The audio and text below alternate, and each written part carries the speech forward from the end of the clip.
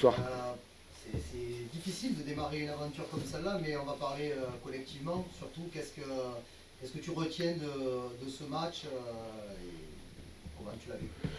Écoutez, je trouve que notre première mi-temps n'est pas très très bonne en termes d'intensité et dans notre capacité à résister à ce qu'ils pouvaient proposer. C'est-à-dire qu'on avait identifié qu'il fallait qu'on soit en capacité sur les seconds ballons à remonter collectivement pour ne pas subir ces situations de centre dans notre surface de réparation. Et c'est ces deux seconds ballons qui nous font mal, avec un manque d'agressivité dans notre surface de réparation, avec un joueur qui avec beaucoup de présence, on le savait.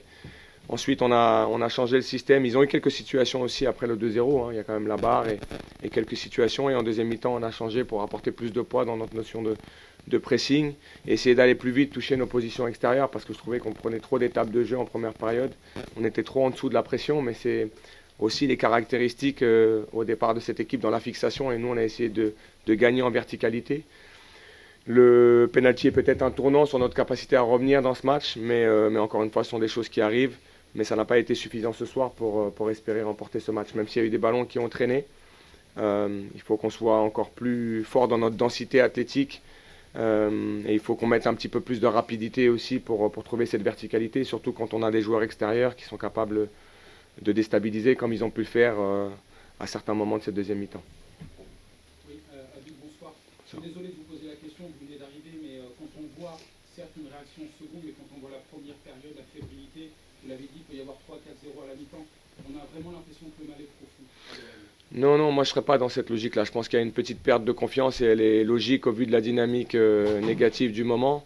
Mais il faut, et je l'ai dit aux joueurs, il faut qu'on reste positif, qu'on se réfugie dans le travail. C'est vrai que la dynamique négative atteint les joueurs, mais encore une fois, on trouvera les ressources pour rester ensemble pendant ce stage, pour travailler et pour faire en sorte d'aborder ce match qui arrive au Vélodrome, qui sera un très gros match face à l'Olympique Lyonnais. Et je pense que ça doit déjà être une motivation supplémentaire dans notre travail cette semaine pour aborder ce très gros match de Ligue 1. Bonsoir Habib. Bonsoir.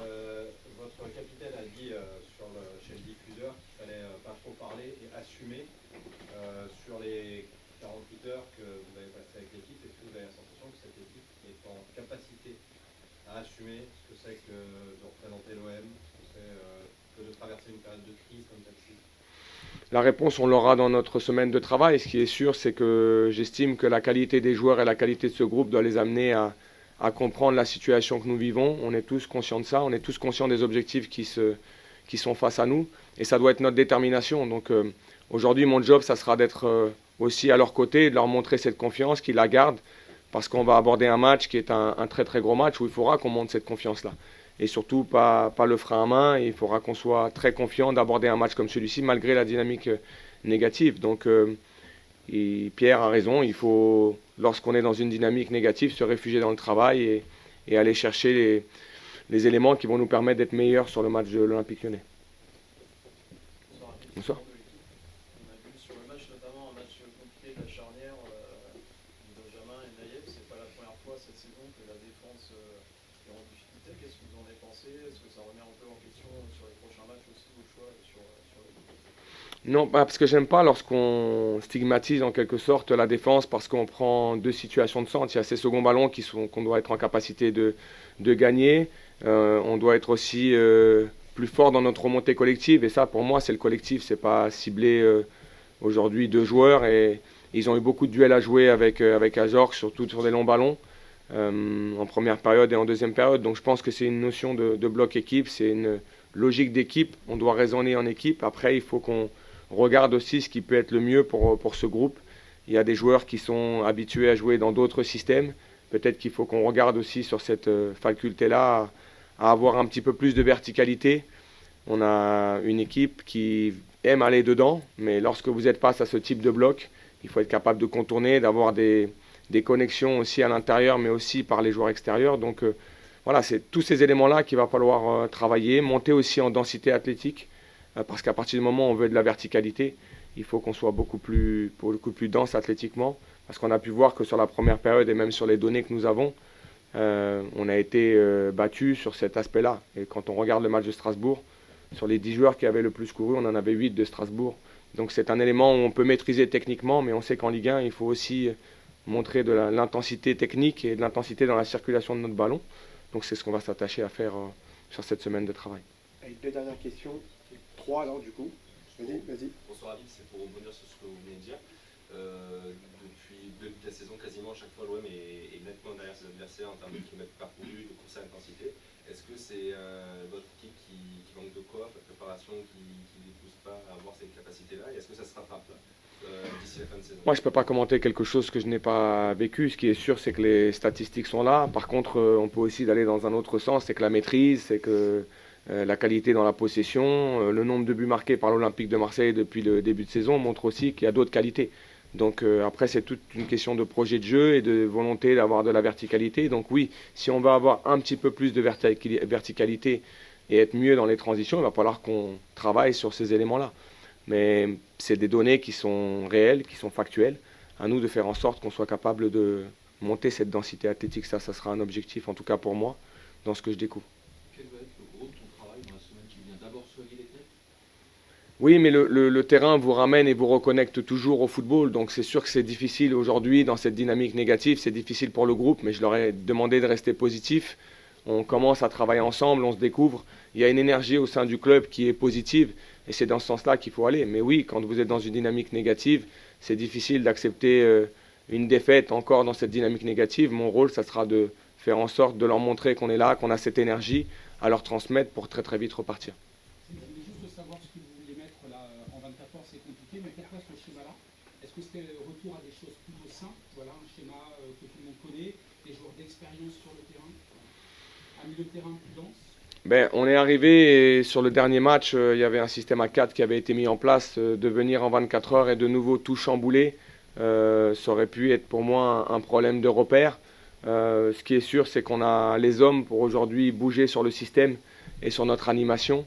Donc c'est aussi pour ça. Et puis, encore une fois, l'équipe avait démontré des qualités sur le début du match de Strasbourg et peut-être dans la densité et la longueur du match où ils avaient été un petit peu plus en difficulté.